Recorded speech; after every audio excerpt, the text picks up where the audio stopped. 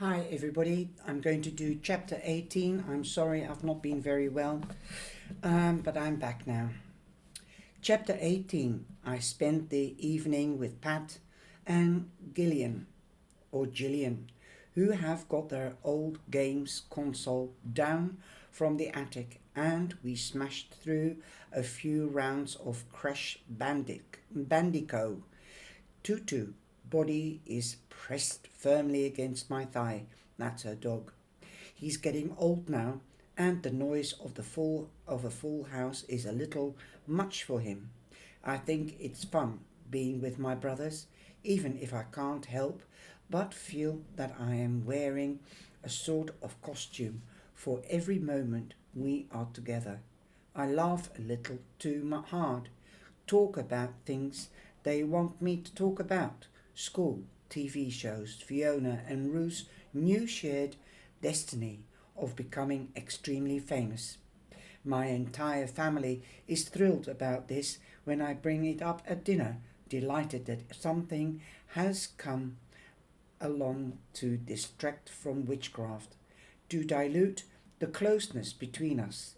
Their desires are strangely aligned with Dory's in the way in that way separate separate them unity, the pretzel of a teen group dynamics, make them independent, and you'll have your own thing soon enough, Joe says condescendingly. Don't worry, it's not unusual to not have your shit together. You just come from an unusual, ambitious, friendly group. I remember those silver coins that the children put on our skin to mute our powers. Sometimes I wish I would keep one to muffle myself at moments like this, moments where I have to be normal. Yeah, May Patrick pipes out in. You may, you know, you could always learn my bass and start your own band. Uh-huh, I say, thinking. I'm currently trying to deliberately occult from a maniac. Forgive me if I am not that stressed about not having a passion for humanities. The one good thing about all of this is that my parents don't give me any hassle about heading over to Nuella's again. They seem to understand that my time left with Vi and Rue is dwindling, and are trying to be sensitive to it. Jo drops me off on her way back to her own flat, babbling on about how I shouldn't worry about finding my place in the world. And for once, I'm not actually worried. I have a place in my world and in the world. My family just doesn't understand what that place is. There's a tension in Nuella's kitchen, subtle but unmistakable. I'm the only one who knows about what happened between Fiona and Manon. But because they are both such strong personalities, it's noticeable when they are feeling a little off. They are at opposing ends of the kitchen, of opposite opposing, but it is opposite ends of the kitchen. Arms folded, neither speaking very much. So there is a spelling mistake again. Sorry if I feel inclined to correct it. Rue and I aren't much better. We don't acknowledge our fight last night, silently agreeing to smooth over it in light of Paola's discovery. The air between us is still off, though our body language stiff. You can tell that Lily, Aaron, and Nuella are slightly confused by the energy in the room, and it puts them in a weird mood. 2. Okay, Fiona, Nuella says. What does Paola have for us? The bedsheet is up again. The one with Lily's Sharpie. Drawing. Lil is poised. with the marker, waiting to add more details.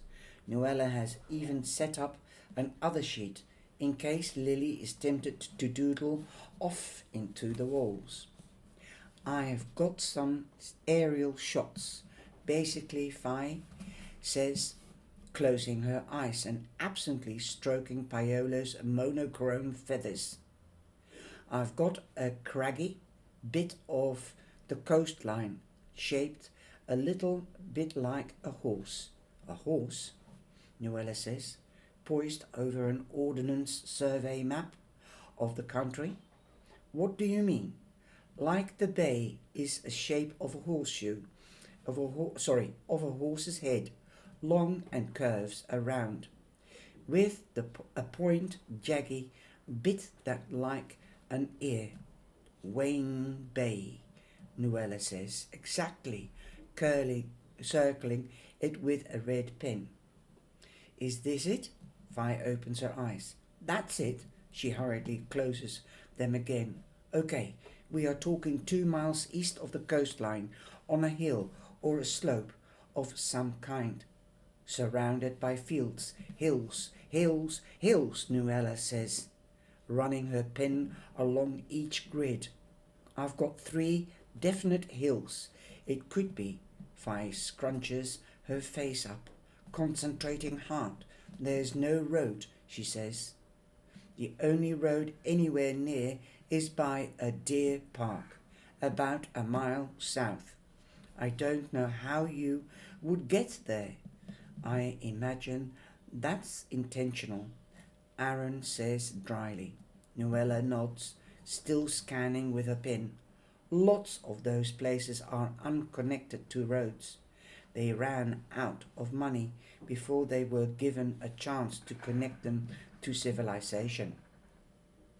Noella looks up triumphantly. I have it, Fiona. Come over here and have a look. We all gaze at the spot on Noella's map. A patchy raised circle amidst fields, with one side of it facing onto water. That's it, Fiona says slowly. That has to be it. A fairy fort, Noella murmurs. If anyone had fairy fort on their bingo cards, please mark it off. That's not real, though, is it? Aaron says hesitantly. He can't tell whether this is in the realm of the folksy Irish myth or something he has actually worried about. Depends on who you ask, Noella says. I keep an open mind. I wouldn't touch one myself, but these people built a hotel on it, and then they ran out of money, Lily says, as if this proves something, and now Dory is on it. I add, so clearly she doesn't think it's an issue. Dory wants to be near power of any kind, Aaron says, good or bad, real or imagined. Noella writes the map coordinates on the bed sheet, and I feel a tremble of excitement.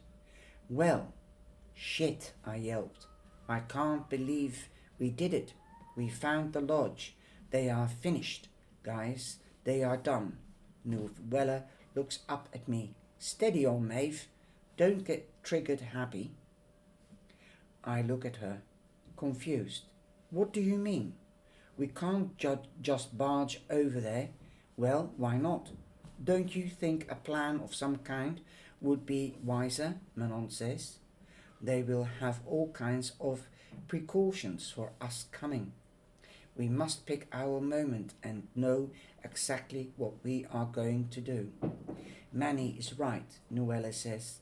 We are too vulnerable.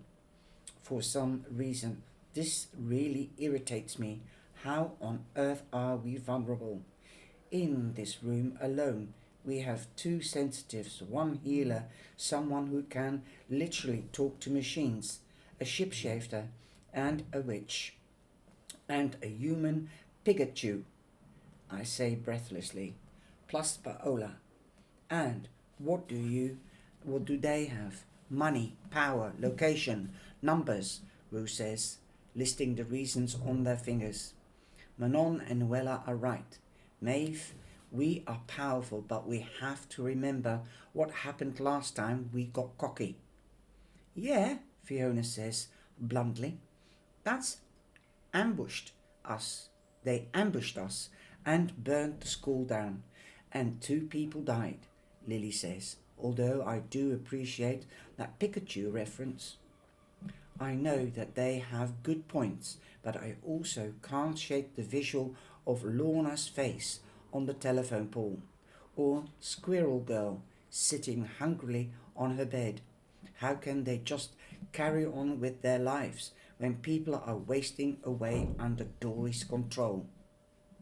There is also a small matter of finding a way in, Noella continues. No roads for miles, so we'll have to come by foot, which will make it harder to escape if things turn nasty. This needs to be done very, very carefully. Aaron and I could go in through the corridor, I say, trying to keep a level head, and we could find a safe way for you guys to get in. There has to be some kind of secret road. I saw cars there. Rue puts a hand on on my shoulder. It's too dangerous. You can't risk getting trapped there. You and Aaron don't have any hard power, like electricity, no defenses. She could eat you alive. I notice Aaron's expression darkening when Rue says hard power. It's a soft power I have then. It's the soft power that I have then, manipulating people into thinking they hate themselves. Yeah, it's mind stuff. It's not physical stuff, Rue argues. Manon ignores them, and as much as Dory does not want to use her own magic against you, if she is using it in self-defense, it will not warrant the same kind of karma. Self-defense. She will be defending her property. If you do anything destructive, she could seek revenge quite easily without repercussion. Then when do we go? I ask. Tomorrow? Tomorrow is Christmas Eve, Fiona says, and we are hardly going to go on Christmas Day, Lily adds. I've got band stuff on the 27th and 28th, Rue says, looking at the calendar app on their phone. I'm doing my tape on the 28th too, Fiona adds absently, for the show. I want to scream. I know that everybody is being reasonable. I know that strategy is important, but I also can't help but feel the furious resentment of my friends, their lives and dreams so promisingly laid out before them, while the sole birthright of protecting Kilbeg sits on my shoulders. Perhaps if this was a different kind of night, I wouldn't feel so angry. If Rue and I hadn't fought, if Manon hadn't rejected Fiona, if my family hadn't been patronizing, if the vibe in Noella's kitchen was easier, I don't know. All I know is that I can't take it anymore. How casual everyone is being. Kids are suffering, I say tightly. Squirrel Girl might have keeled over by the time we get to her. Never mind what's happening with Lorna. Wherever she is. Aaron, come on. You must have a feeling about this. You are being freakishly quiet. Aaron is clearly undecided. I don't know, he says. I'm like you, Maeve. I saw Squirrel Girl. I had the conversation with Dory too. So it feels like we need to do something like yesterday, right? I can't help but feel grateful that someone is treating this with a little urgency. But, and the word is but, they have the advantage. They are on home turf. We've only seen a hallway and 2 rooms in the lodge, Maeve. We don't know how big it is. If it takes us a little while to come up with an airtight plan, I think maybe that's okay. That intense, bleaching rage comes over me again. The same rage I felt when Aaron and Rue fought on the scaffolding. It feels hot enough to bake pottery. My hearing muffles, and the surge of power comes through me, filling the veins in my arms. I know that's about what's about to happen, because it happened twice already. I mean, Aaron continues, watching my expression change. We could always do another recon mission. Don't blind them, I whisper to myself. Control yourself, please. I really don't want to blind them. I promise. Maeve, Rue says, are you okay? Rue puts a hand on the small of my back, and I immediately snap at them, moving sharply away. Don't touch me, I shrieked. It's building up in my wrists, the terrible anger that requires a direction, a force, a subject. I can just about see the shape of the back door, and I push past Fiona as I move towards it.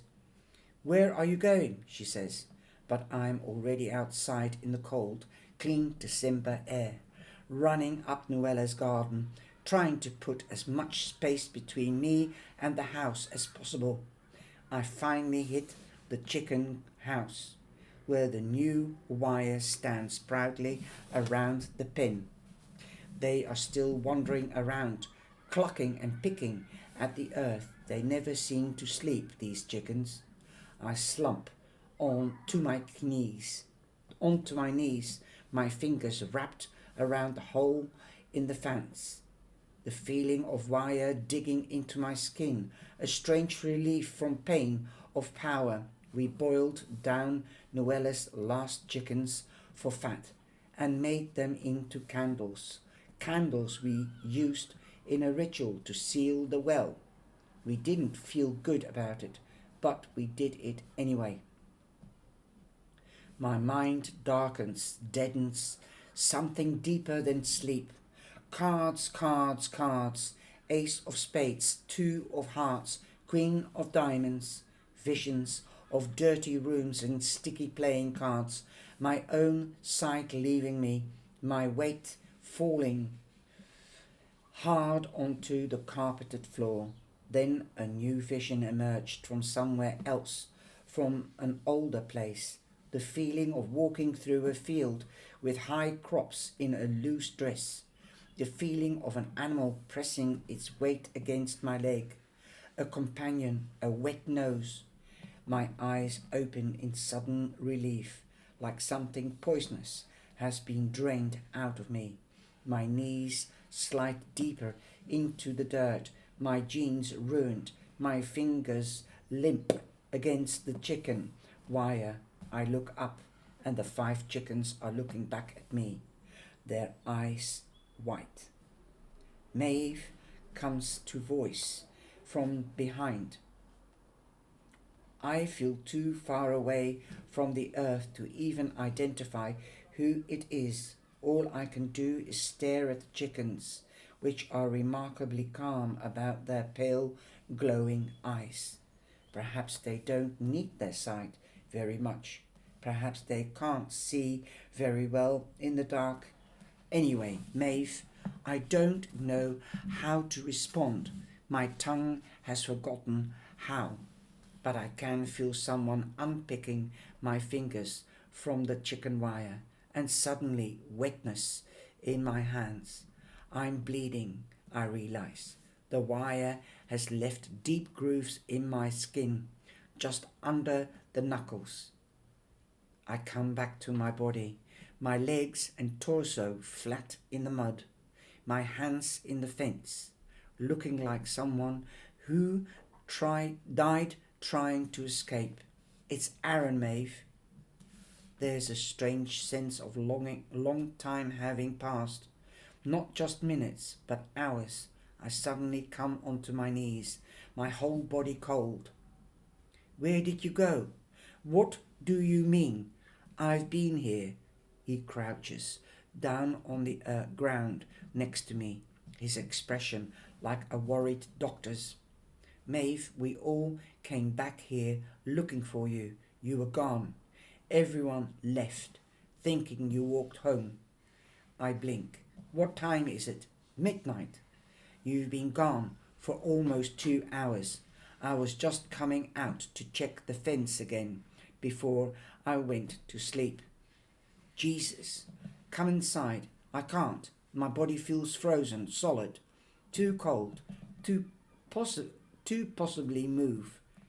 You have to, he says, linking his arm into mine, trying to get me to my feet. I need to talk to you privately. Come on.